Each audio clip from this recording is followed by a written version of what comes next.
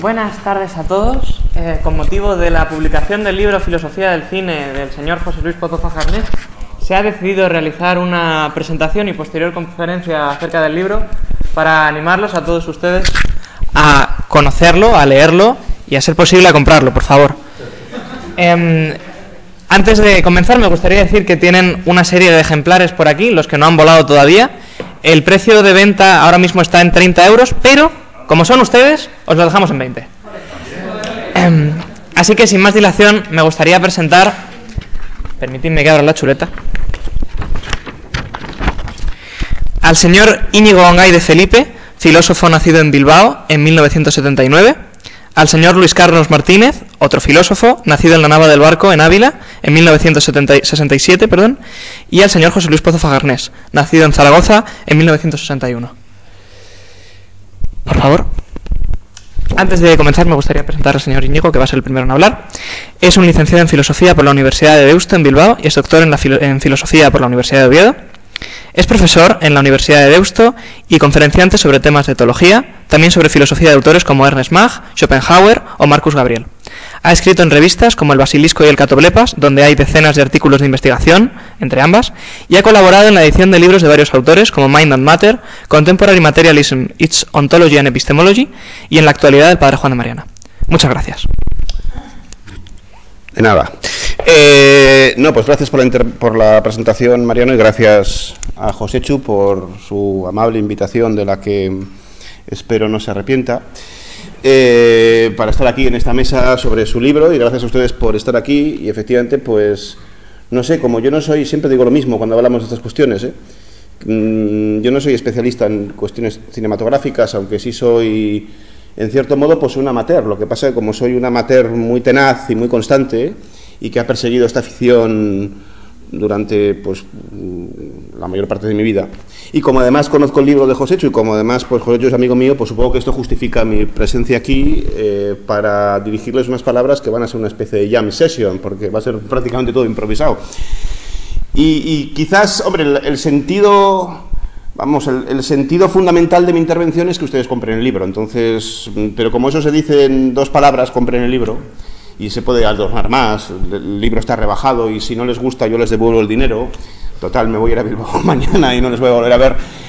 Como eso se dice muy rápido, pues entonces de alguna manera tengo que justificar la ocurrencia que ha tenido Josechu de decirlo en términos cinematográficos. Bueno, hay una película de Aki Kaurismäki que se llama Yo contraté a un asesino a sueldo. Josechu ha contratado a un filósofo a sueldo, solo que no me ha contratado porque tampoco hay sueldo. Entonces, algo tengo que hacer para justificar que esté aquí. Entonces, lo que voy a hacer es empezar mi intervención contando un chiste y terminar contando otro. Ninguno de los chistes tienen gracia, ¿no? Esta es la cuestión, ¿no? Pero, en fin, el primer chiste es un chiste que tiene que ver con Wittgenstein. Me refiero a Ludwig Wittgenstein, no a Corinna Zum Wittgenstein. Y Wittgenstein, este filósofo austriaco, naturalizado inglés, etcétera, en una ocasión, en una conferencia que tuvo que dar no sé si en Oxford o en Cambridge o así, dijo que una conferencia era una trampa estructural. ¿Por qué? Pues porque una conferencia, desde luego, sobre todo cuando se trata efectivamente de un tema complejo, importante, etcétera, pues el conferenciante siempre tiene dos caminos por el que optar, y son dos caminos prácticamente dilemáticos, porque o se tira por uno o por otro, ¿no? Y entonces, ¿cuáles serían estos dos caminos? Pues en primer lugar, el primer camino, el más obvio, sería explicar el asunto en toda su complejidad realmente. Pero claro, este primer camino es un camino fallido, es una especie de cul-de-sac o de callejón sin salida, porque entonces el auditorio no entiende nada. Y la segunda forma de proceder es hacer una especie de simplificación casi caricaturesca del problema, en cuyo caso el auditorio sí se queda con la impresión de que entiende algo, pero tampoco ha entendido realmente nada, ¿no? Y entonces, en este dilema al que me veo enfrentado yo, que se aplica exactamente igual aquí, porque sobre todo cuando hablamos de un libro tan ambicioso, tan interesante, pero tan profundo y tan complejo como este, pues me veo yo situado entre esa tesitura, y un poco como Rosalía, pues tengo que ir de un lado a otro lado, etcétera. Pero entonces voy a intentar tirar por el camino del medio, y voy a hacer algo intermedio a ver cómo sale. Entonces yo lo primero que querría decir es que efectivamente este libro es un libro de filosofía del cine, y cuando se lee el título, Filosofía del Cine, pues es un título muy bien puesto, pero que inevitablemente pues hay que leerlo con atención. porque filosofía del cine puede querer decir muchas cosas, ¿no? Para empezar, por de pronto, como tiene ya desde el punto de vista sintagmático el SD, el D propio del genitivo, pues puede leerse según los dos sentidos propios de cualquier genitivo, el sentido objetivo del genitivo, el sentido subjetivo del genitivo. Esto es muy sencillo, verán. Para la forma quizás más adecuada de explicar esto es poner el ejemplo clásico que se suele poner, que es un ejemplo propio del latín, ¿no? Cuando Cicerón, por ejemplo, u otros hablan del timor Rome, ¿no? El temor de Roma. Pues el temor de Roma puede ser el temor que Roma posee hacia los bárbaros o el temor que Roma despierta a los bárbaros, ¿no? Y entonces en un caso el temor es de Roma, es el sentido subjetivo del genitivo, en otro caso el temor tiene como objeto a Roma.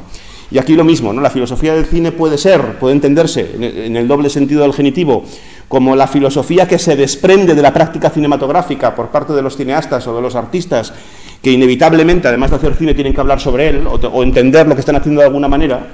Y esa es una primera forma de entender la filosofía del cine. La segunda forma sería entender la filosofía del cine como la reflexión no subjetiva, sino la reflexión objetiva, filosófica, de las ideas filosóficas que están atravesando los fenómenos cinematográficos, para decirlo de alguna manera.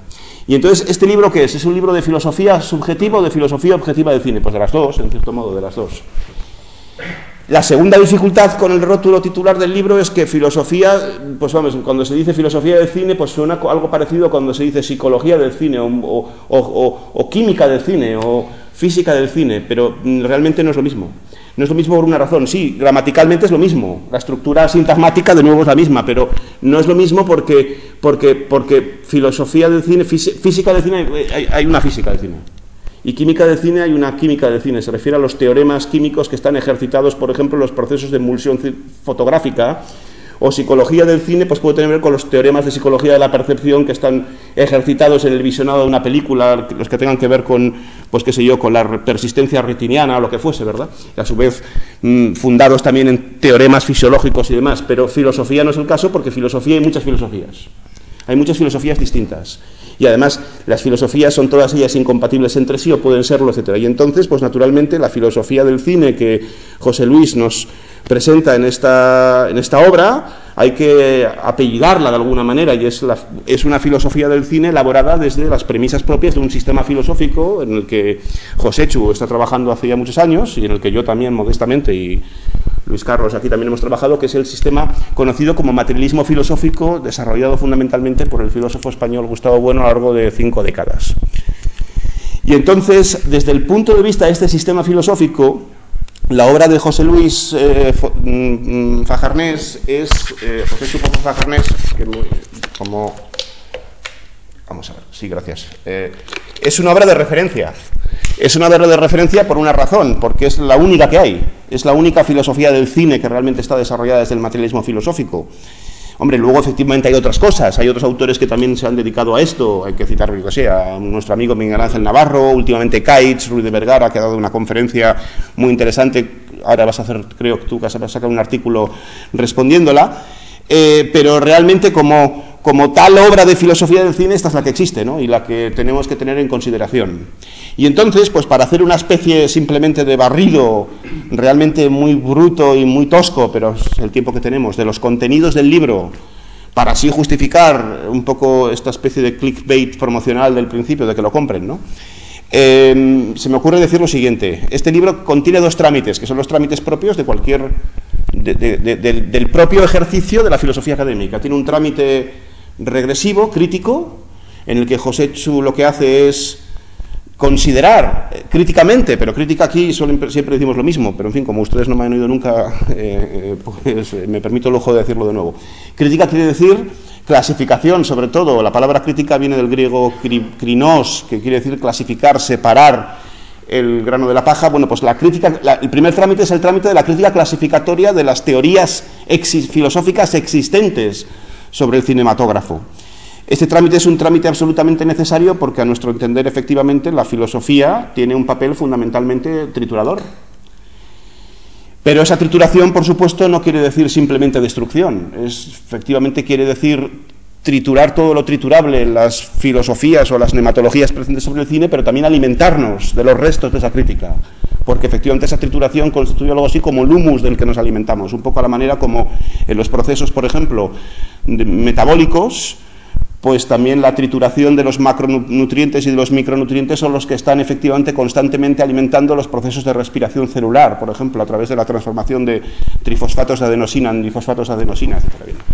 Y entonces, esto por un lado, este es el primer trámite, el trámite crítico, el trámite negativo o destructivo, la pars destruens.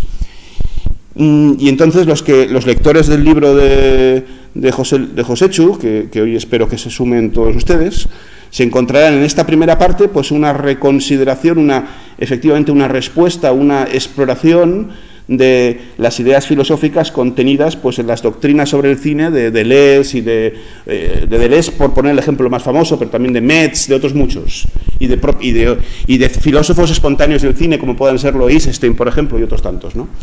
Bien, por tanto, por un lado nos encontramos con este trámite. Pero después viene el trámite, vamos a decirlo así, sintético, no analítico, no de descomposición, sino de recomposición. El trámite ahora ya progresivo, en el que Joséchu se enfrenta de frente, por así decirlo, con la gran pregunta ontológica, que es la pregunta de qué es el cine, ¿no? Y para responder a esa pregunta de una manera que yo no voy a responder aquí, porque sería muy largo y porque además sería, para decirlo en términos semicinematográficos, una especie de spoiler. Para responder a esa pregunta, Joséchu remueve la teoría de la esencia procesal del filósofo español Gustavo Bueno. En el proceso, pues José Luis contribuye de una manera, creo yo, que extraordinariamente lúcida y nítida a destruir pseudoidentificaciones verdaderamente muy pregnantes y muy presentes entre, por ejemplo, las ideas de cine y lenguaje.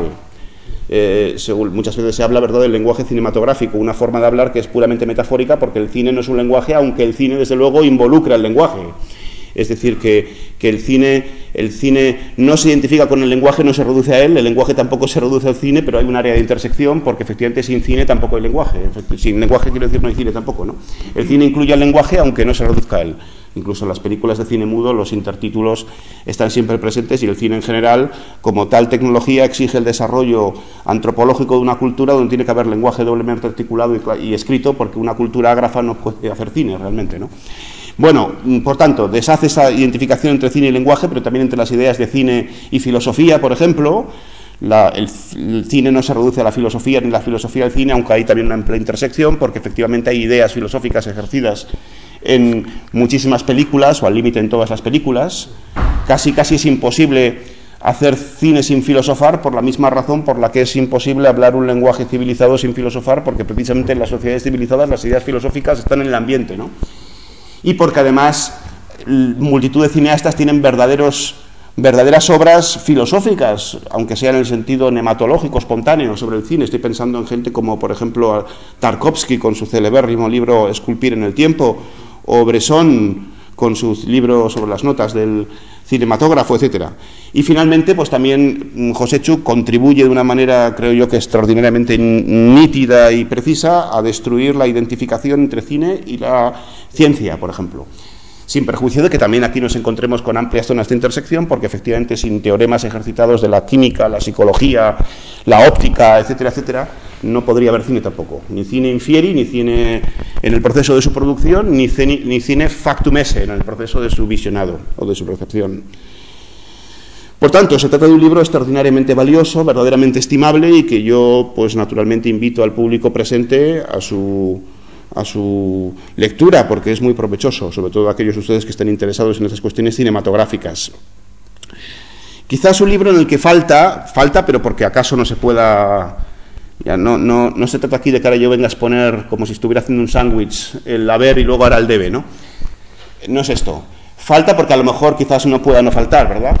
La respuesta a la pregunta por una dimensión del cine, que es una dimensión también evidentemente muy interesante y que siempre se ha suscitado, que es la poética cinematográfica, que es la pregunta por aquello que hace que ciertas películas, al cabo de 50 años de su producción, etcétera, léase La ventana indiscreta, léase Los cuentos de Tokio de Ozu, léase La regla del juego de Genoa, todavía sigan interpelándonos, ¿no?, significativamente. ¿Y qué es lo que efectivamente posibilita esto?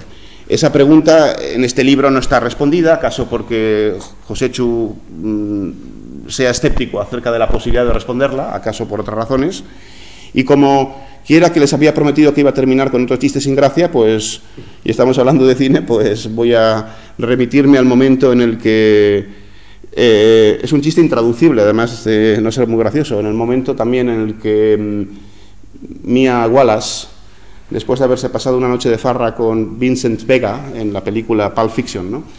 Nuestro presentador tiene a los hermanos Coen en la camiseta, pues yo tengo a Quentin Tarantino ahora en la boca. Después de haberse pasado, si recuerdan la película, esta noche de farra, en la que realmente el personaje de Mia por poco pierde la vida, porque tiene que reanimarle Vincent Vega mediante el procedimiento de clavarle una inyección de adrenalina en el corazón, ¿no? Y cuando vuelve a la casa de su esposo,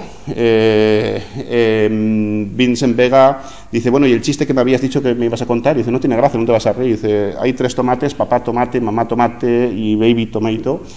Y uno se queda atrás y entonces el padre le dice, para que se espabile, dice, catch up.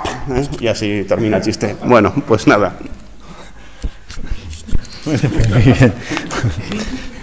Muy bien, me ha prometido lo que Claro.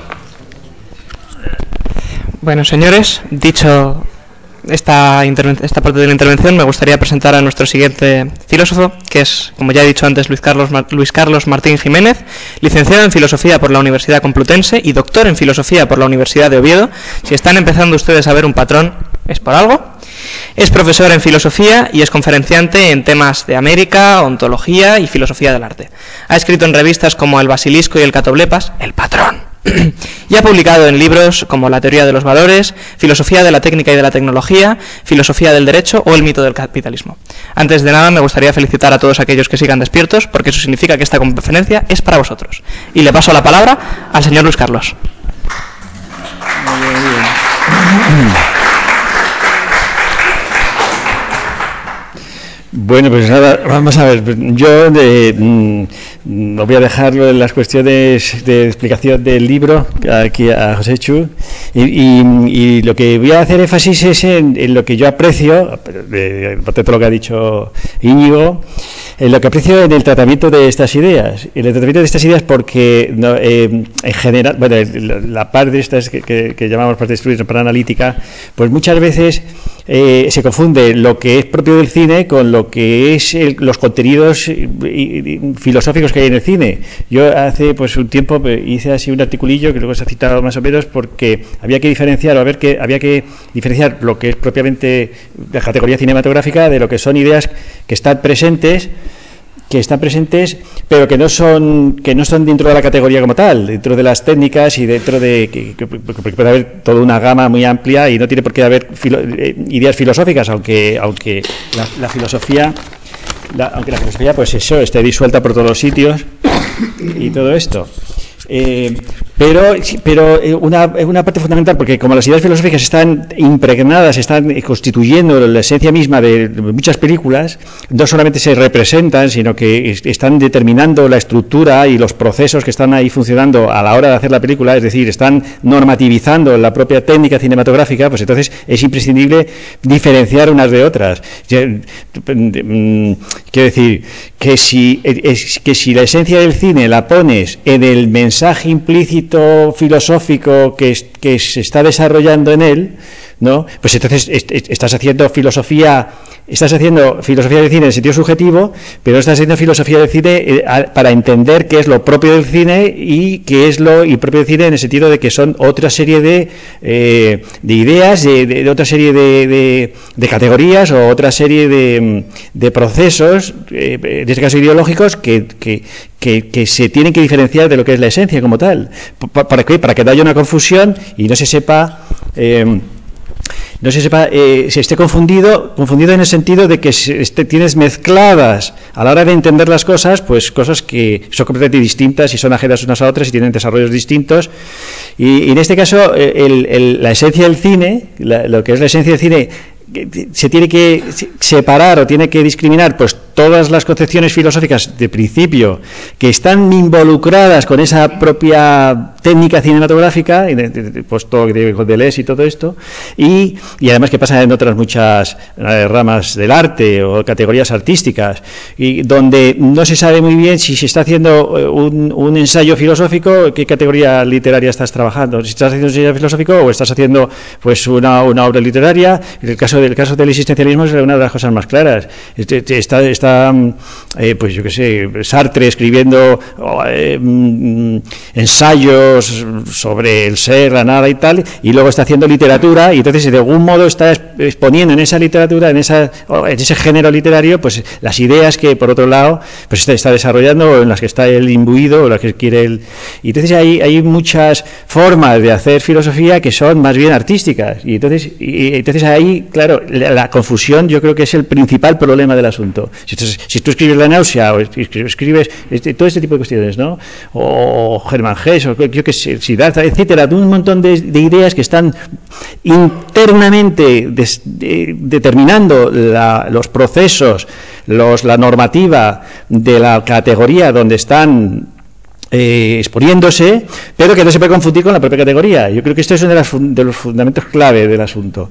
Y entonces, cuando se clasifica la filosofía del cine que tú haces, primero tienes que exponer dialécticamente contra las que vas. Y eso es una de las claves, porque si no, no sabes de dónde te estás moviendo tú a la hora de analizar esos procesos. Y por otro lado, cuando tienes que clasificar las obras de cine, pues tienes que utilizar una sistemática que te permita ver cómo se puede determinar qué grado de involucración hay, o qué grado de segregación, o qué grado de involucración hay entre las propias ideas que se están expresando en las películas y la propia categoría cinematográfica como tal, que no tiene por qué expresar esas ideas.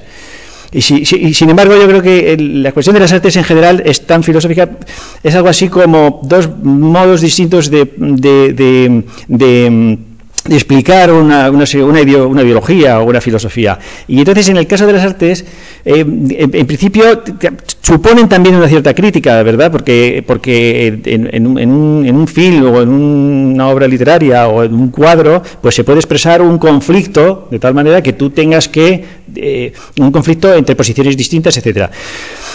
Pero no se puede confundir con la filosofía, por lo menos con nosotros entendemos la filosofía, porque nosotros la finura que tiene que haber en los procesos lógicos de análisis que tiene la filosofía, pues no se pueden expresar pues en una obra literaria o en una obra cinematográfica, o que está trabajando con otra serie de elementos.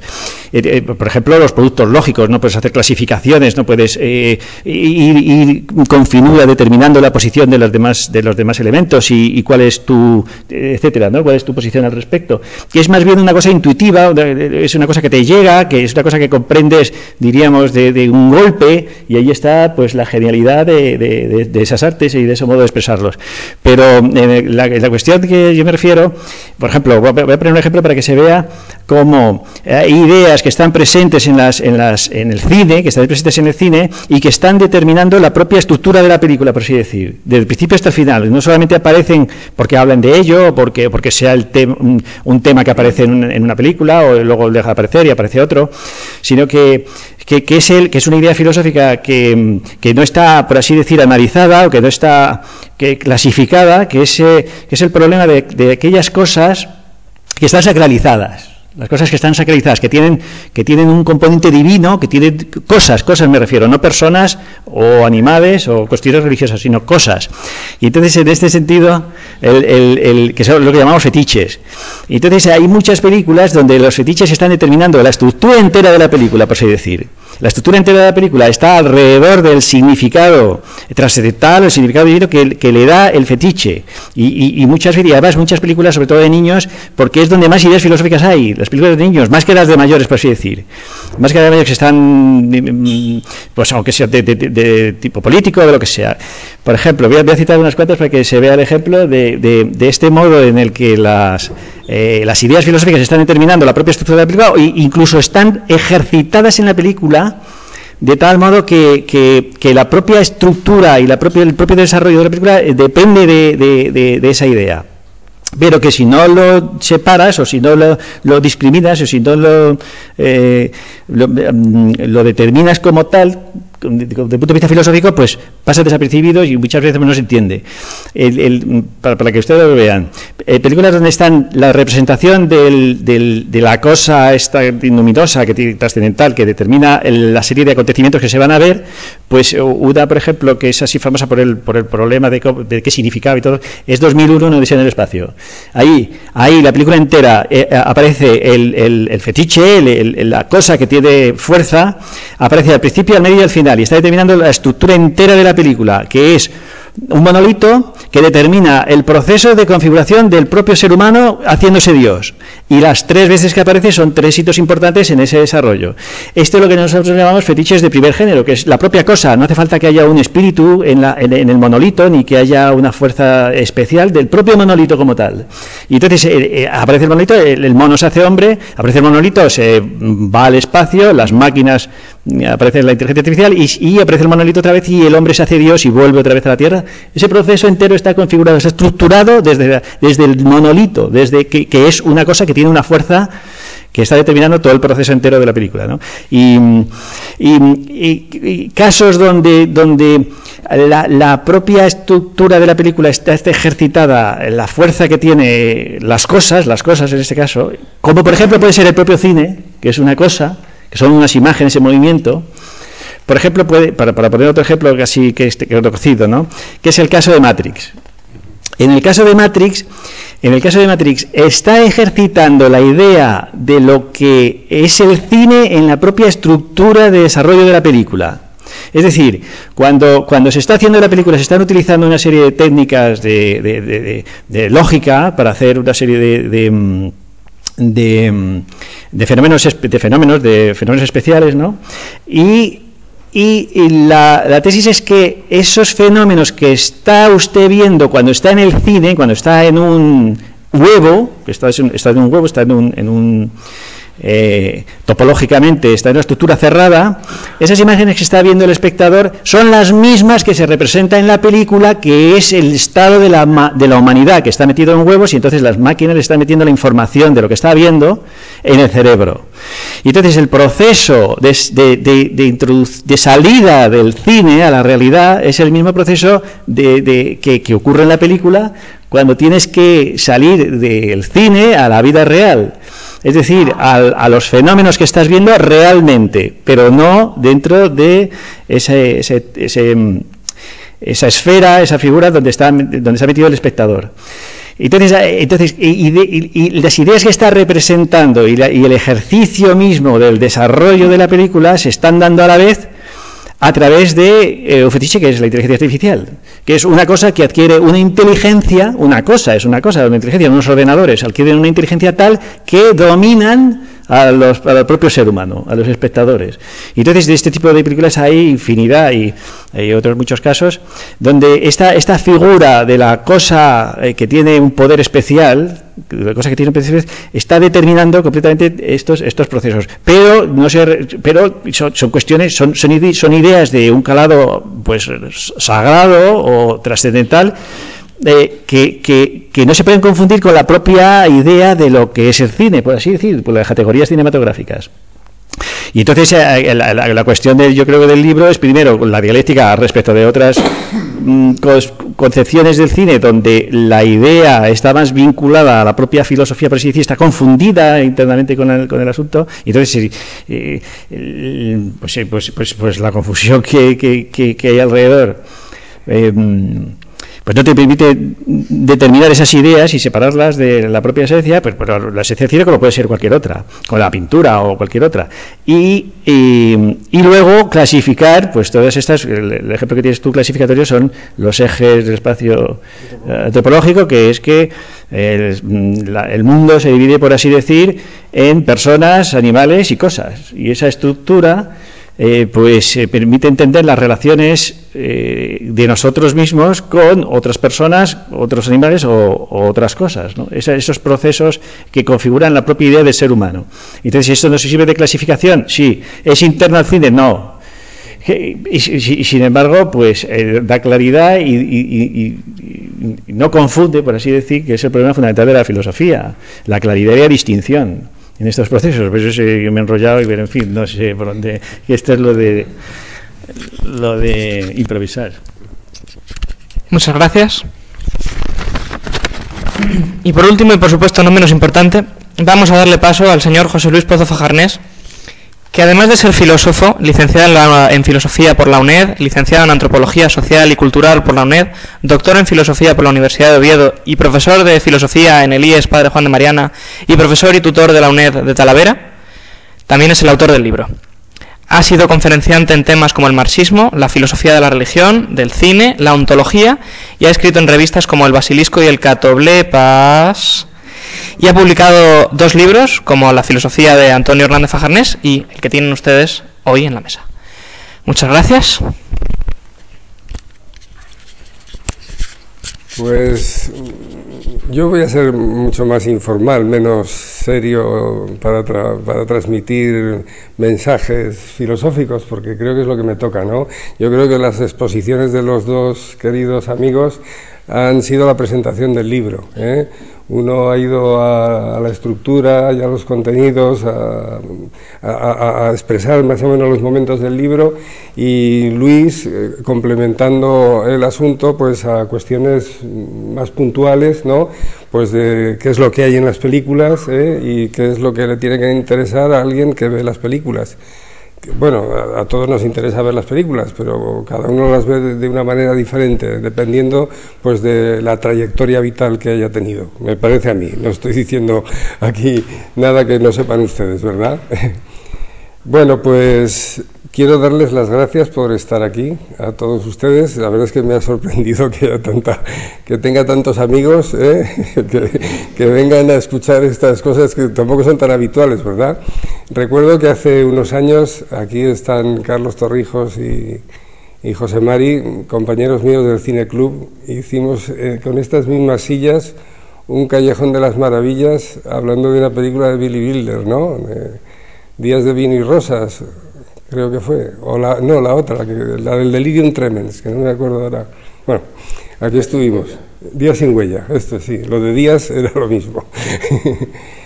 Y bueno, pues eso, que agradecerles, no voy a decir lo que ha dicho Íñigo, que tienen que comprarlo, yo solo les diré que yo tengo un libro en la estantería que queda muy bonito.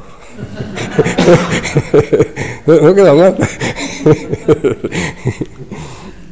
Bien, pues bueno, lo dicho, ¿no? Que también quiero agradecer a mi amigo Íñigo y a mi amigo Luis Carlos, pues que se han brindado, ¿no? a presentar este trabajo, que es un trabajo que no lo han dicho, pero estaba implícito. Aunque solo haya un autor, es un trabajo de escuela, porque las conversaciones que yo he tenido con Luis Carlos durante los 2 años y pico largos, pues que costó hacer, pues algunas cuestiones se clarificaron charlando con él, pues porque sabe muchas cosas, con Marcelino también, la estructura del libro en la parte analítica y sintética, que antes estaba en un solo bloque, pues se la debo a Marcelino, ¿no? Y entonces ayuda mejor a separar, ¿no? Estas 2 partes, ¿no? Que también ha mencionado Íñigo, ¿no? De la parte destructora o en la que me enfrento a otras doctrinas, vamos a decir doctrinas, aunque suelen decir teorías, pero yo creo que cuando hablamos de ideas, de filosofía, es mejor decir doctrinas, ¿no? El asunto de las teorías queda mejor para las cuestiones científicas, aunque, bueno, algún filósofo que hay por aquí igual no está de acuerdo con lo que acabo de decir. Bueno, son cosas de los filósofos, que ya... La mejor definición de la filosofía es pensar contra otro, y es algo que es habitual en el instituto. Una vez me acuerdo que teníamos una bronca supina en la cantina de nuestro amigo Javier, que está ahí, y Tomás se quedó un poco asustado. ¿No te acuerdas, Tomás? Estábamos hablando de... No me acuerdo, no sé de qué hablábamos. Tantas broncas. De sexo, sí, como dice. Fácil. Bueno, pues... he perdido el hilo. Lo dicho, ¿no? Que sí, que es un trabajo de escuela. Estaba diciendo que es un trabajo de escuela y Y las conversaciones con Íñigo, leyó el libro antes de que estuviera editado, porque cuando uno está escribiendo una novela, pues bueno, seguro que también consulta con gente, pero cuando uno está tratando temas que son propios de un modo de ver las cuestiones, que se relacionan unas ideas con otras, ¿no? Porque lo que ha dicho Íñigo es muy acertado, ¿no? El sistema del materialismo filosófico es un sistema que no tiene mucho que ver con otros sistemas filosóficos, como puede ser el kantiano o el hegeliano o el marxista. Tiene, pues, de ellas, pues, muchas ideas que se pueden aprovechar, pero otras que están demolidas, ¿eh? Es un choque de trenes. La filosofía es un choque de trenes. Cuando los de matemáticas dan clase, luego viene otro de matemáticas y cuenta las mismas cosas y soluciona los mismos problemas. Pero cuando entra un profesor de filosofía en clase, si luego le sustituye otro, seguro que no va a decir las mismas cosas. Puede que se las diga totalmente al revés. ¿O no? A mí me parece que sí. Vamos a discutir. Bueno, pues nada más, yo creo que si hay alguna pregunta que quieran hacer ustedes, tenemos ¿cuánto rato tenemos, Mariano? Mira, pues tú llevas las preguntas y cuando falten 15 minutos presentas a don Jesús Pino, que está ahí, ¿vale? Tengo la chuleta. Dios me libre. Por favor, pueden ustedes empezar con su retahíla de preguntas. Levanten ustedes la mano, serán señalados y cuenten quién quiere que le responda a la pregunta. Tenemos al azul, al negro y al blanco. Por favor. Señor Ignacio.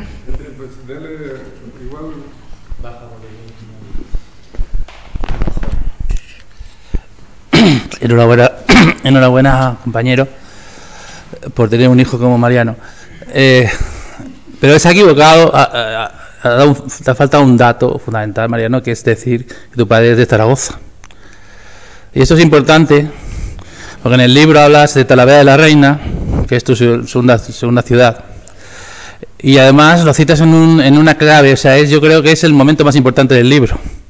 Pues lo citas cuando hablas de las procesiones de Semana Santa. Y es justo la definición de cine. Imágenes míticas que pasan delante de nosotros. Imágenes sagradas, de verdad. O sea, imágenes que están pasando de forma ordenada y que te puedes poner al principio o al final de la procesión y resulta que estás viendo la misma película. Más o menos viene a ser la ontología del cine, ¿no? Pregunto. Y ahora te lanzas a hablar de la ontología del cine. Muchas gracias al señor Ignacio, sobre todo por no haber prestado atención cuando en el principio he dicho que el señor José Luis Pozo Zagarnés era de Zaragoza. Y siguiente pregunta, por favor.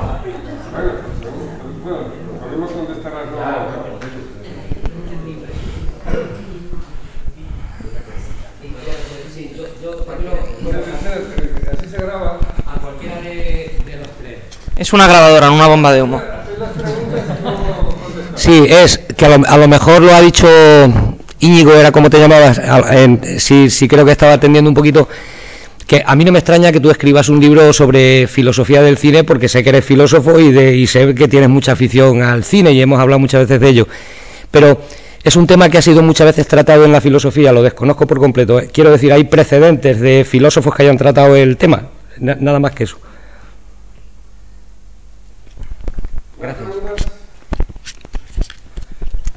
Así uno no tiene que ir dándose paseitos con el micrófono. ¿Ninguna? Muy bien.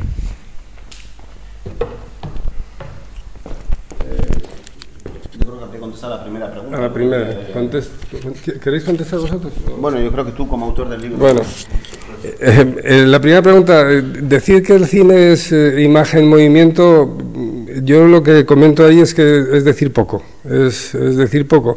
Además hay bastantes teóricos que ya han estado enfrentados, ¿no?, a esta definición del cine. Yo hago una explicación de lo que es el cine bastante más ambiciosa, que lo ha mencionado antes Íñigo, cuando he tratado de aplicar la idea de lo que es una esencia procesual. Una esencia, ¿qué quiere decir esencia procesual? Rápidamente, pues que no hay ninguna esencia eterna, que todas las esencias tienen un momento original y luego desaparecen. Claro, esto ya es una forma de entender lo que hay en el mundo que tenemos ante los ojos desde una perspectiva concreta, la del materialismo filosófico, porque si yo tengo delante pues a un filósofo idealista, pues dirá que hay cosas eternas, que hay esencias eternas. De ahí lo que les comentaba antes del choque, ¿verdad? Bueno, pues el planteamiento que hago para expresar qué es el cine es una esencia procesual que tiene un origen y hay que explicar cuál es el núcleo originario del cine. Y precisamente la expresión del núcleo originario del cine, para expresar qué es el cine, claro, y salir del tópico de imagen en movimiento, fue una conversación con Luis Carlos, que luego resulta que la encontramos, por cierto, una vez que ya estaba escrito el libro, en una mención que hace Bueno en el libro sobre la televisión, y es que habla de la técnica de los espejos, Si no hubiera habido técnica de los espejos, no hubiera habido luego fotografía y no hubiera habido después cine. ¿Me explico? Los espejos es una esencia procesual que igual con el tiempo desaparecen, yo que sé, cuando vivamos en otra galaxia y haya otras formas de mirarnos, igual porque la técnica del espejo empezó en un momento determinado y no sabemos cuándo desaparecerá o si durará muchísimo y solo acabará cuando desaparezcan los seres humanos, que no lo sabemos. ¿De acuerdo? La técnica del espejo es que cuando, yo que sé, un pitecántropo se miraba en un charco parado, decía, coño, ese soy yo.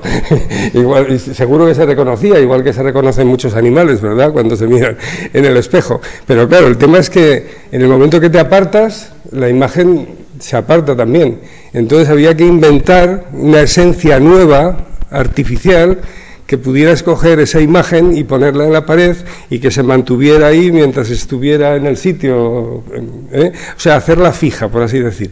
Y entonces hacía falta inventar una superficie parecida a un lago en calma, a un hielo, ¿no? Me imagino, uno está en una película de hielo y también te ves reflejado, ¿no? Y empezaron los espejos pues con los caldeos, ¿no? Estos los caldeos creo que son los que nombra siempre el de la tertulia tan divertido, que ¿cómo se llama? En Faemino y Cansado, siempre de los caldeos, no, todo empieza con los caldeos, ¿no? Pues ahí se pulía bronce y entonces esa superficie que estaba siempre ahí en el agua, pues la llevas a tu casa e inventas el espejo. Y después el espejo, pues del espejo vendría una técnica mucho más compleja, que es poderte llevar la imagen en las fotografías y después vino pues ponerle ese movimiento a las fotografías. Pero es que la imagen en movimiento no puede definir el cine, porque si acudimos, por ejemplo, a la cueva de Chauvet, que es una cueva que apareció hace unos 40 años, ¿no?, en el sur de Francia, entonces allí vemos varias imágenes, pero sobre todo la de un rinoceronte, que si todos habéis leído tebeos, ¿no?, el Tío Vivo, Mortadelo, cuando viene un coche y se mueve, pues para que se mueva el coche aparecen unas rayas así y una tal, bueno, como es un coche, pues un poco de humo, ¿no?, detrás. Pues el rinoceronte es un rinoceronte en movimiento. Y eso es una imagen en movimiento. O sea que las pinturas parietales ya estaban haciendo imágenes en movimiento. Yo cuando era crío tenía unos libritos que eran una especie de queso, muy pequeños, ¿os acordáis? Que le dabais así rápidamente en la esquina y entonces había una imagen en movimiento. Eso no es cine. O sea que la imagen en movimiento es propia del cine, porque es propia del cine, pero no es lo esencial. No es lo esencial. Bueno, no sé si ha quedado claro. Sí, no, y luego también, quiero decir que la definición esa del cine por imagen en movimiento, que es una definición que por otro lado es muy plausible, por ejemplo, etimológicamente, claro, ya en la palabra cine ya está la kinesis ahí, ¿no? Y entonces, y está también, quiero decir que efectivamente etimológicamente es muy ajustado. Pero sin embargo es una definición que tiene el problema que tienen todas las definiciones, aquí vamos a utilizar efectivamente terminología propia del gremio, ¿no?, que proceden según los predicamentos del árbol de Porfirio. Es decir, esto es muy fácil, quiero decir que es el género próximo más la diferencia especifican la especie, ¿no? Entonces, hombre que es animal racional, bien. ¿Y qué es el cine? Pues la imagen, que eso es lo genérico, y luego el movimiento, que sería lo específico, pero en realidad, claro, esas definiciones tienden a ser fijistas. Y además, en este caso, además dicen muy poco o dicen demasiado, depende, ¿no? Que es una especie del hecho de Procusto, que, como saben ustedes, Procusto era este facineroso de Grecia que te invitaba a dormir a su cama, y entonces si eras demasiado grande para la cama, pues cortaba lo que sobraba, y si eras demasiado pequeño, pues es más bien lo contrario, estiraba, ¿no? Entonces aquí esto ocurre lo mismo, ¿no? Esta definición por género y diferencia es un hecho de Procusto primero porque hay dispositivos tecnológicos que ofrecen imágenes en movimiento, lo de Chauvet por supuesto, pero los zoótropos de antes de la prehistoria del cine, o la linterna mágica del teatro de Negro de Praga, ¿no? O los trampantojos de la Villa de los Misterios, por ejemplo, etcétera. Bien, entonces, y sin embargo eso no son cine, en principio, no son cine. Es decir, sería excesivo decir que eso es cine, vamos, eso no es cine, en el sentido ordinario. Por tanto, dice demasiado poco, pero en otros momentos, este es el hecho de Procusto, puede decir demasiado, porque podría pasar perfectamente, y de hecho yo creo que puede pasar, vamos, que decir que una película sea un plano fijo donde no se mueva nadie, y entonces eso ya no es imagen en movimiento, ahí no hay movimiento en la imagen, y sin embargo sí que es cine, ¿no? Y entonces otros dirán, Deleuze dice, ¿no? Bueno, imagen-movimiento, imagen-tiempo, porque no solamente es el objeto, sino la duración, etcétera, pero también sigue siendo una definición por género y diferencia, ¿no? Y entonces estas definiciones tienden a ser fijistas. Sin embargo, la teoría de la esencia procesal, que es la que ejercita Joséchu, propia de Gustavo Bueno, es un modo de conceptuar la pregunta ontológica por la esencia del cine o por otras muchas esencias de una manera que se ajusta más a la escala lógica del transformismo evolutivo, ¿no? Del evolucionismo. Y entonces, de manera que haya un núcleo, pero ese núcleo luego, a través de toda la corteza de su cuerpo que lo envuelve, pero lo alimenta también, porque sin cuerpo no hay núcleo, dé lugar a un proceso de transformación que es el curso, que puede llegar dialécticamente a negar el propio núcleo. Entonces, por ejemplo, uno de los elementos que, según el análisis que ofrece aquí Joséchu, forman parte del núcleo del cine, no solamente es la bidimensionalidad visual, propio de la pantalla, evidentemente, ¿no? Sino también la narración, lo cual es evidentemente así porque efectivamente el cine desde su propia historia ya incluye narración, y no me refiero con la prehistoria, qué sé yo, a Griffith, que desde luego en Griffith ya está la narración propia del teatro inglés del siglo XIX y también de la novelística de Dickens, etcétera, evidentemente, ¿no? Me refiero incluso a lo anterior a Griffith, es decir, a los Lumière, por ejemplo, o a cosas parecidas a los Lumière en la película La mirada de Ulises de Theon Gelopoulos. El personaje que interpreta Harvey Keitel está buscando los primeros rollos que se filmaron en los Balcanes, ¿no? Y es muy parecido a lo de Lumière, solo que en lugar de ser los obreros o el tren son unas hilanderas, casi como las moiras prácticamente, ¿no? Bueno, pues también hay narración, en cierto modo, claro, porque la llegada del tren es una narración, ahí también hay epos, aunque sea un epos muy esquemático o lo que fuese, ¿no? Hay una especie de diégesis. Pero claro, Joséchu introduce la narración en el núcleo del cine, pero como es un núcleo que solo se da en el proceso de su propio desarrollo, en su curso, podría llegar a pasar es una forma de hablar, ha pasado ya, que hay películas que son estrictamente cinematográficas y que no tienen narración ya, es el grado cero de la narración. Me refiero a mucho cine contemporáneo, experimental, al cine del último Godard, donde hay puros collages, donde no hay narración de ningún tipo, o narración muy artificiosa o muy accidental, etcétera. Y entonces, con esto quiero decir que la versatilidad de la teoría evolutiva de la esencia permite que efectivamente el núcleo acabe por ser destruido en el curso, que es lo que es propio de cualquier situación evolutiva realmente, ¿no? La que de un género se pasa a otro, se produce una metástasis y salos y enos, ¿no? Y entonces, pues esa es la ventaja que tiene esta teoría de la esencia procesal, realmente, ¿no? Y entonces, pues, sí, claro, hombre. Contaría más, tú eres el autor. Y te lo paso. Yo propongo que puede ser que el cine desaparezca cuando desaparezca el público del cine. Ahora los videojuegos, ¿no? ¿Cómo se llama? La el metaverso y todo el lío, ¿no? Entonces, ¿qué pasa? Que el público ya, en vez de ser público, en vez de ser receptor, pasa casi a ser agente, pasa a ser... Y entonces, pero es que la esencia del cine precisa, como todo el arte, precisa de un receptor, porque si no, no hay cine, si, es casi como esto, ¿no? Si ustedes no estarían aquí, ¿a quién estaríamos hablando nosotros? Y eso que no es el cine, es una charla, ¿verdad? Perdona. No, pues eso, que efectivamente eso puede llegar a ocurrir y entonces ya estaríamos en otro género, claro, en otra categoría distinta, por supuesto, como es la categoría de los videojuegos, que ya no son propiamente cinematográficos, nada. Bueno, y luego la otra pregunta, ¿no? Si hay precedentes. Bueno, el más famoso es Deleuze, pero aquí le doy la palabra a José Chu, que es el que sabe de este asunto.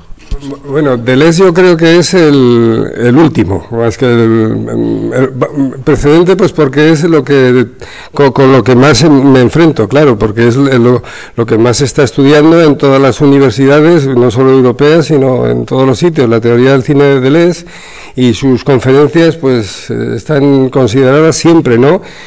Aquí habría que hablar de muchas cosas, aquí habría que hablar de tratamientos de lo que es de la verdad en el cine, porque el problema con Deleuze es que es la verdad, pero no me voy a meter en eso, no se preocupen porque sería mucho tomate, pero desde el primer momento, ¿no? Desde los primeros formalistas rusos, pues ahí están haciendo una filosofía del cine, los formalistas rusos, que no son propiamente semióticos, que todavía no se ha desarrollado la semiología, pero están diciendo pues qué es el cine, y eso es hacer filosofía, y están tratándolo como un lenguaje. En general, incluso Deleuze, desde el primero hasta el último, la metáfora del lenguaje es absolutamente común a todos, ¿no?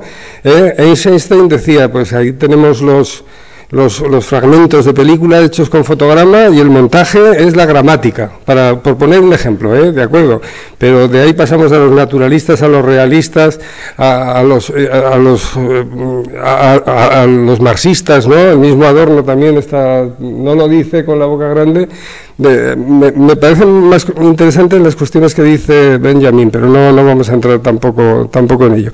Todos estos autores que estoy señalando están haciendo filosofías del cine y son los autores con los que dialogo, vamos a decirlo de una manera así, ¿no? Suave, al principio del texto. Bueno, y eso, quería volver a una cosa que he dicho yo antes, ¿no? Eso es lo que se refiere a la filosofía en el sentido objetivo del genitivo, porque en el sentido subjetivo del genitivo es difícil encontrarse una película que no tenga un tratamiento de ideas filosóficas, que por otro lado ideas filosóficas son ideas completamente ordinarias, quiero decir que ideas ordinarias en el sentido de que nos encontramos todos con ellas todos los días, y entonces algunas películas lo hacen de manera explícita, desde Hitchcock con Nietzsche en La soga, por ejemplo, ¿no? Otras películas lo hacen de manera que no es explícita, sino más descontrolada, etcétera. Otras películas lo hacen de manera muy necia o muy vulgar, otras en cambio de manera más sutil, pero filosofía espontánea del cine en el sentido subjetivo, pues eso está a la orden del día, son cualquier...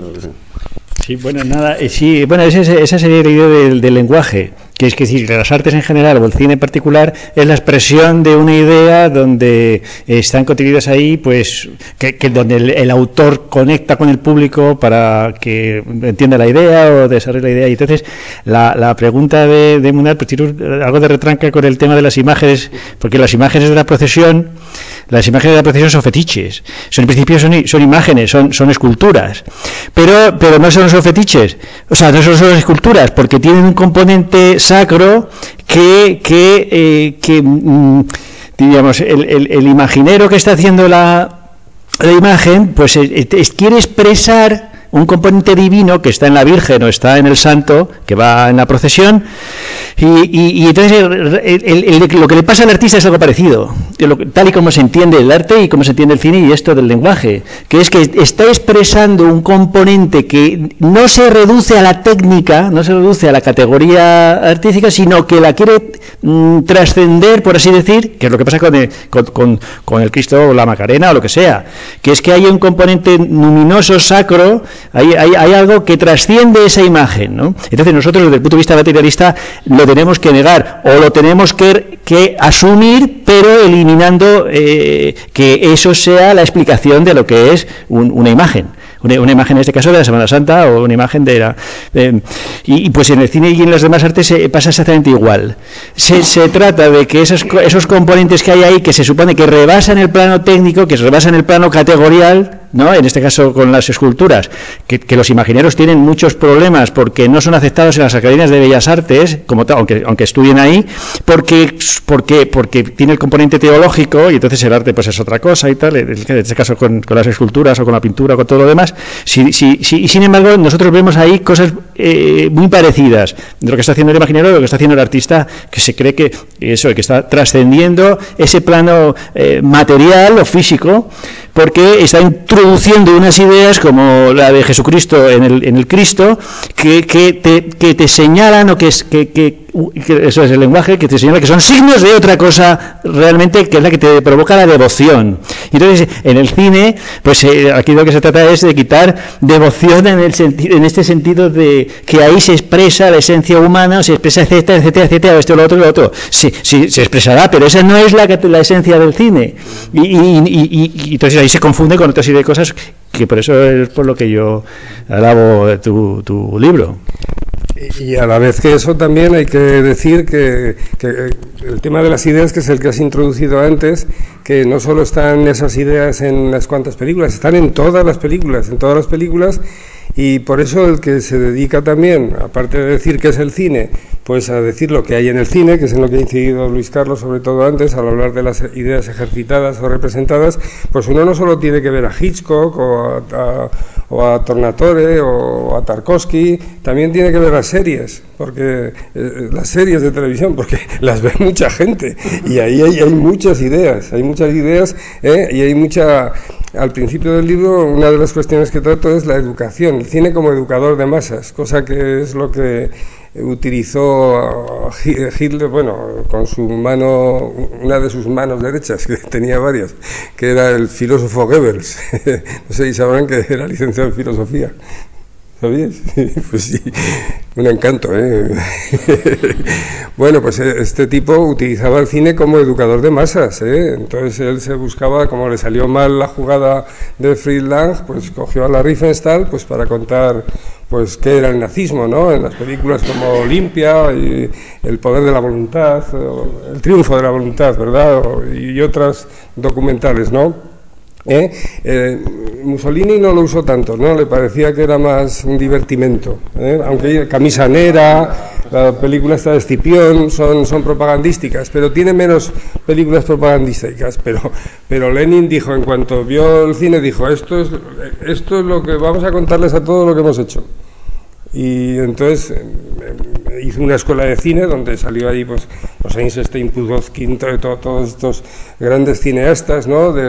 Soviéticos, y que no solo hacían películas, sino que hacían documentales, o películas que eran como documentales, por ejemplo Octubre de Eisenstein, y las ponían en un camión y las llevaban a todos los pueblos de Siberia, por todos los sitios, para contar quiénes eran los bolcheviques y lo que habían hecho, Entonces, pero esa faceta de cine como educador de masas, bueno, es lo que luego trató de hacer la ONU, la CIA, ¿no? Con el proyecto de filmología en los años 50, lo que pasa es que luego vino la televisión y el mejor método, ¿no? Pues para contar cómo es el mundo, pues era la tele, pero el cine sigue teniendo esa parcela educadora, y no podemos despreciar la máquina del cine, porque además el cine, aparte de todas las cosas que hemos dicho, es un negocio enorme, ¿no? Y si no hay dinero, no hay cine, ¿verdad?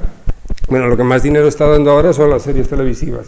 Y si vemos una serie televisiva, ahí se dicen unas cosas muy interesantes, que es para escribir artículos, para escribir artículos, pues las ideas, ¿no? La ideología que está implícita bueno, como en todas las películas. Bueno, o sea que no solo hay que ver, el filósofo del cine tiene que ver todo. Pero quizás ahí, por ejemplo, cuando has dicho ahora, que efectivamente es una de las tesis que incorporas a tu libro, ¿no? El cine como educador de masas, y es así, evidentemente, ¿no? Y ese cono de luz que pones muy certeramente en estos componentes o estas dimensiones del cine, pues como siempre ocurre, nos impide, cuando pones el cono de luz en una cosa, pues queda otra cosa en la penumbra, ¿no? Y entonces lo que queda en la penumbra es lo siguiente, se me ocurre decirlo, para plantear este problema, que antes también lo he insinuado, ¿no? Porque, por ejemplo, evidentemente, por razones evidentes, ¿no?, y obvias, y que de todo ha sabido, pues gran parte de la producción cinematográfica soviética durante la época de la Gran Guerra por la Patria, que es decir, la Segunda Guerra Mundial, es una producción propagandística, como es propagandística la gran parte de la producción cinematográfica alemana en esa misma época y la norteamericana y demás, ¿no? Ahora bien, resulta que esas películas propagandísticas, 70 años después, 80 años después del final de la guerra, no se acuerda nadie, pero sin embargo de Alexander Nevsky y de Iván el Terrible sí. Y entonces, ¿cuál es? Sí. Pero son dos cosas muy diferentes, pero hay que atender a las dos. Hay que atender a las dos, sí. Bien, yo no sé qué hora tenemos. Las 8:30. Bueno, pues yo creo que toca... Si no hay más preguntas... Hay una pregunta. Una pregunta. Sí, yo tenía una pregunta para José Chu. Has tocado tangencialmente el tema de los documentales. Yo quería preguntarte qué papel juega la ficción en el cine. Bueno, yo te diría que el cine es todo ficción. Todo, incluso el documental. Porque en el momento que coges las imágenes ya no es la verdadera percepción. Yo estoy ahora apercibo a Ignacio Monar y es verdad, ahí está Ignacio Monar. Es una forma de verdad que en el cine no puede estar, porque ya es un constructo de imágenes que ya no es el fenómeno que tengo delante.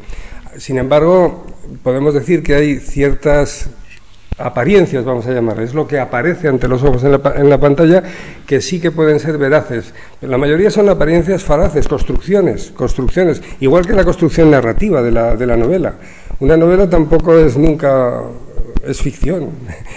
No, cuando en una película te ponen basada en hechos, ya no dicen una película verdadera, dice basada en hechos reales. Hay cosas que se pueden asemejar, pero nada. Ahora estoy viendo una serie que se llama Chosen. No sé si la está viendo alguno de ustedes, porque Chosen son los elegidos, son los apóstoles, lleva ya 2 series y es la vida de Jesucristo. Bueno, pues según parece hay un montón de datos evangélicos, pero luego todas las conversaciones que tiene, ¿qué pasa? ¿Que había allí alguien para grabar las conversaciones que tenía Pedro con el otro? Es ficción, es ficción. Los evangelios también. Y los también. Bueno, vamos a entrar. Es toda una pura... es ficción, el cine es ficticio. Lo que pasa es que hay apariencias veraces. Podemos poner un ejemplo, ¿no? Pues hay una imagen de la biblioteca José Hierro. Estamos aquí grabando una película y, coño, es la biblioteca José Hierro, ¿verdad? No es una ficción, pero en el momento que ves la película... Nadie grabaría una película en la biblioteca. Bueno, pues hay cosas que sí que son apariencias veraces, por así decir, ¿no? Apariencias veraces, pero ya no son fenómenos que estén, ya no son representaciones, ya no es la verdadera percepción. No sé si me estoy explicando, ¿no? El cine siempre es ficción, igual que la novela. Y ya por último vamos a presentar al señor, que ya se está levantando, Jesús Pino Jiménez. Nacido en Oropesa, en Toledo, en 1963, es profesor de griego y de latín en el Juan de Padilla de Torrijos, articulista, además de músico y actor, y que organiza anualmente un festival de teatro llamado Noctívagos en Oropesa. Y es un gran artista, cosa que van a comprobar ustedes ahora mismo cuando suba, junto con su hermana, a representar o tocar una pieza musical.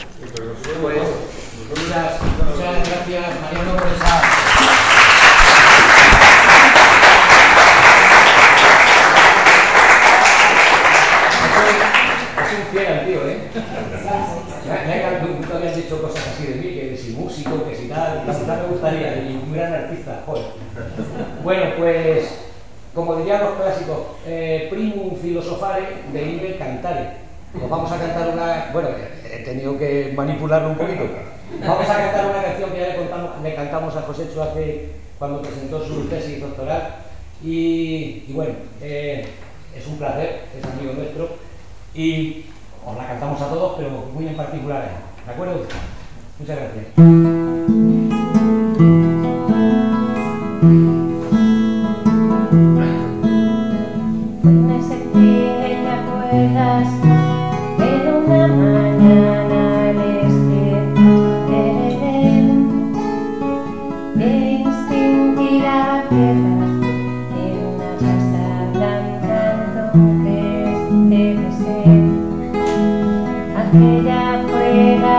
primera vez tus labios parecían de papel, y a la salida a la puerta nos siguió desde todo nuestro cartel. Luego volví a la academia para no faltar a clase de francés. Tú me esperas de hora y media en esta misma mesa, yo me retrasé.